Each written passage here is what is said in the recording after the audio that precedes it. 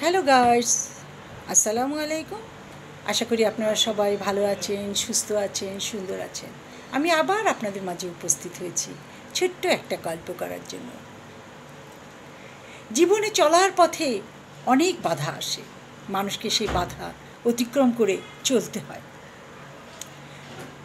ছোট শিশু যখন বড় হয় তখন তারা হামাগুড়ি শিখে, আস্তে আস্তে দাঁড়াতে শিখে, টুপ টুপ করে পা ফেলতে শিখে, তারপর তারা নিজ পায়ে দাঁড়িয়ে যায়। তারপর তারা ধীরে ধীরে বড় হতে থাকে, লেখাপড়া শিখে ইঞ্জিনিয়ার, ডাক্তার, ব্যবসায়ী, বড় কোনো অফিসার পদে কর্মরত হয়ে যায়। এই ছোট শিশুদের চলা থেকে আমাদের শিক্ষা নেওয়া উচিত। আমরা জীবনযুদ্ধে হেরে গেলে ভাবি আমাদের জীবনের সব শেষ হয়ে গেল, কিছু নয়।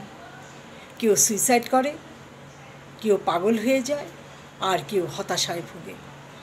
না না, এই কাজটা করবেন না। জীবন চলার পথে অনেক বাধা বিপত্তি আসে, তাই বলে হাত গুটিয়ে বসে থাকলে তো আর আমাদের চলবে না। আমাদের কি করতে হবে?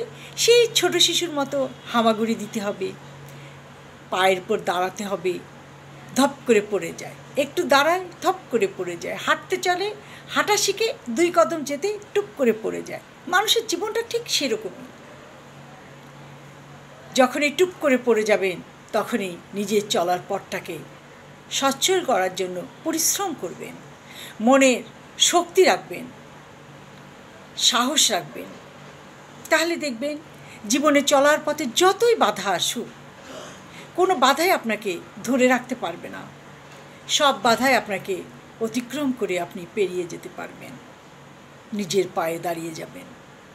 তখন পিছে ফিরে তাকানোর সময় থাকবে না, কিন্তু মনের অজান্তে বসে শুধু এটাই ভাববেন, একটা ছোট শিশুর মতন মানুষ তার জীবনটাকে এভাবেই গড়িয়ে নেয়।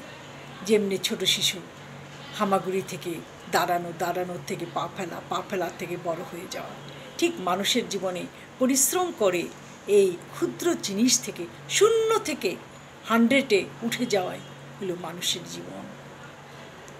হতাশ হবেন না, সাহস হারাবেন না, নিরাশ হবেন না। আর সুইসাইড, না না না না, সুইসাইড করবেন না। চলার পথে পরিশ্রম করুন, সকলের সহযোগিতা নিন, বুদ্ধি নিন, পরামর্শ নিন। দেখবেন আপনি ঠিক গন্তব্যস্থানে পৌঁছে গেছেন। আমার এই কথাগুলো যদি আপনাদের ভালো লেগে থাকে তাহলে সাবস্ক্রাইব করুন, বেল বাটনটা টিপে দিন, সবার মাঝে কথাটা ছড়িয়ে দিন। আজ এই পর্যন্ত। ভালো থাকেন, সুস্থ থাকেন। আল্লাহ হাফেজ।